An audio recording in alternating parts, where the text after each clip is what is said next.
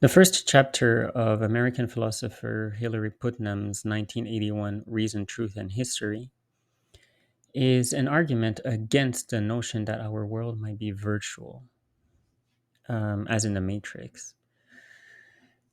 That very famous chapter is titled Brains in a Vat, after the thought experiment, which is examined within it.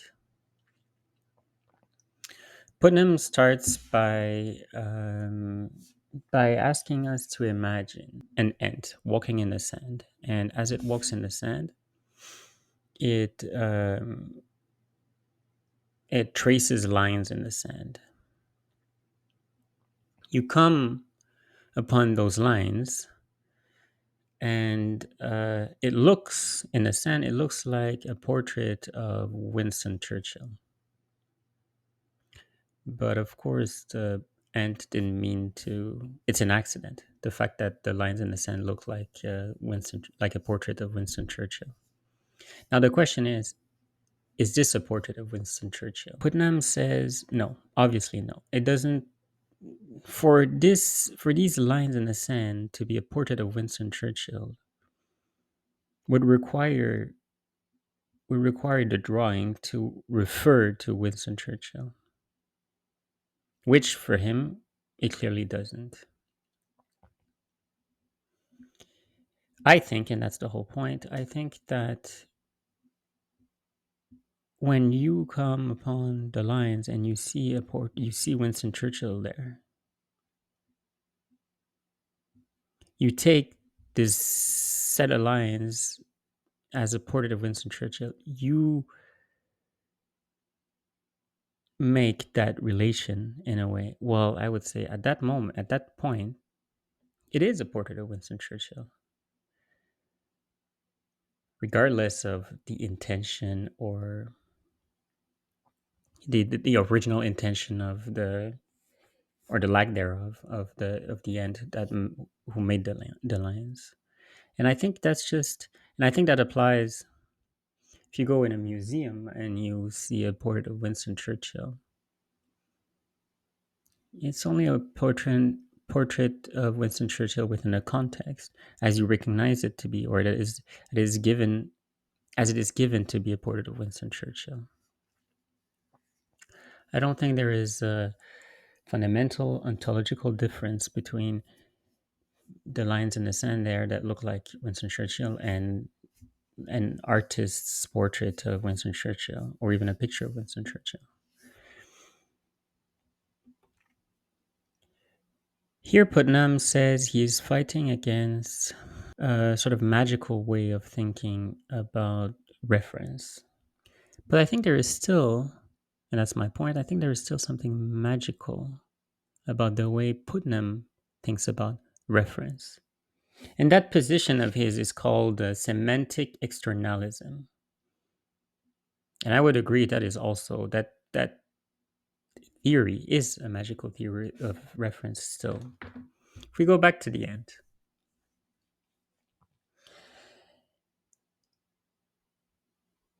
there seems to be in Putnam's understanding something that would make something external, objective, we might want to say, that would make the lines in the sand refer to the person of Winston Churchill, if really it was a portrait of Winston Churchill. So if I'm an artist and I come in this, I come on the beach and I draw with a stick, I draw a portrait of Winston Churchill. That would be a portrait of Winston Churchill. That would refer to Winston Churchill. But I don't think there is any difference between the portrait made by the ant or a portrait made by me with a stick when you come upon it on the beach. It is a portrait of Winston Churchill if you interpret it that way. So there's nothing like if we take, on the contrary, if we take the portrait in the portrait of Winston Churchill in an art gallery, there's nothing like external that makes it refer to Winston Churchill. The brains in a vat thought experiment goes like this: we can, or at least we think we can, Imagine that our situation is everything around us is virtual, that maybe we are actually, for instance, just like brains which are connected to some machine, and the machine gives us like feeds our brain uh, these electrical impulses that make us that make that brain, which is us, imagine that there is, for instance, like a computer in front of me or a tree or whatever. Now, Putnam wants to show that this is not possible. He wants to show that we are not brains in a vat. So he says,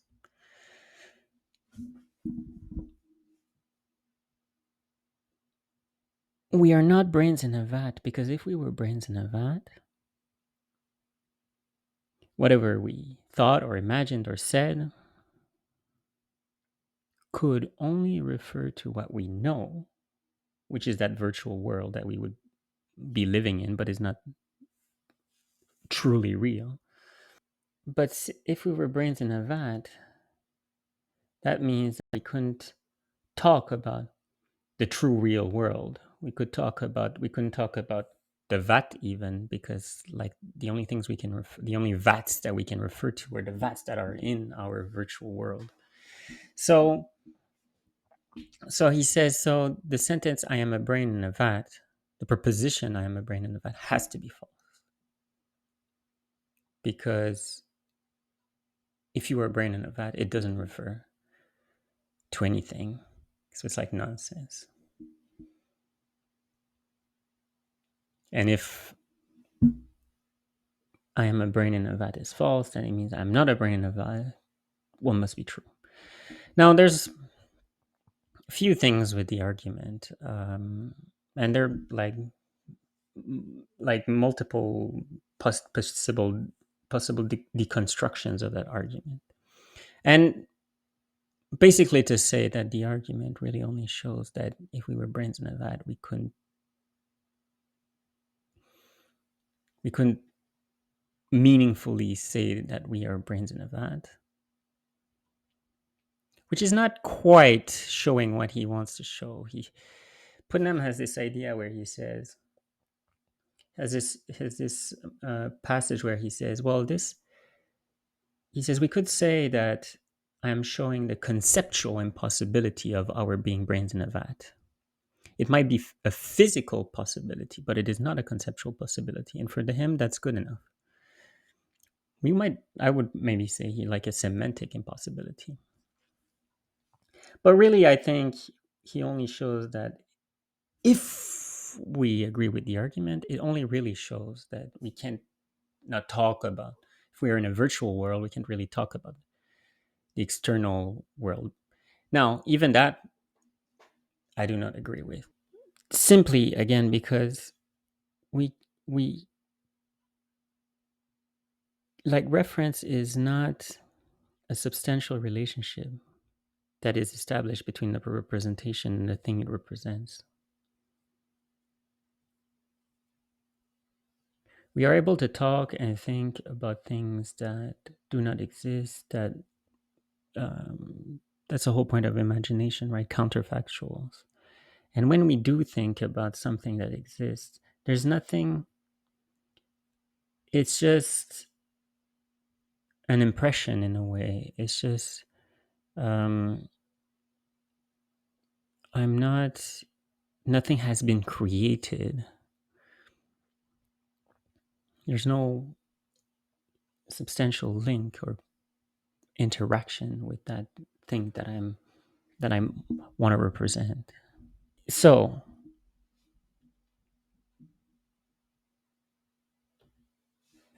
he gives more examples. For instance, aliens living on another planet where there are no trees, and they they at some point draw. I'll remember the details. They draw something that looks like a tree, and then they sort of start talking about that thing. But they've never seen trees. They don't know what trees are. actual trees, right?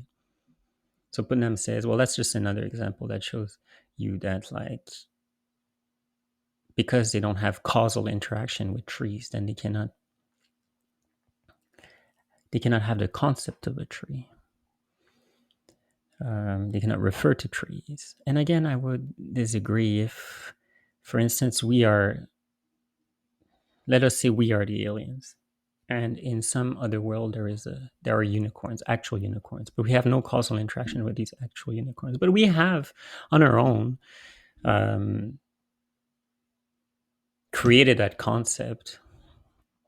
I would say, I mean, when we talk about unicorns, or like in some cartoon or fantasy world where there's a unicorn, or we think about a unicorn, we imagine a unicorn, we're referring to, I mean, there's no thing out there, but we are talking about a unicorn. And if we went to that other planet where there are actual unicorns, we would recognize them as unicorns, and nothing new would be created. It wouldn't like suddenly become like our sentence about unicorns wouldn't suddenly refer to something more actual than like the imagined myth of a unicorn that we have. So when,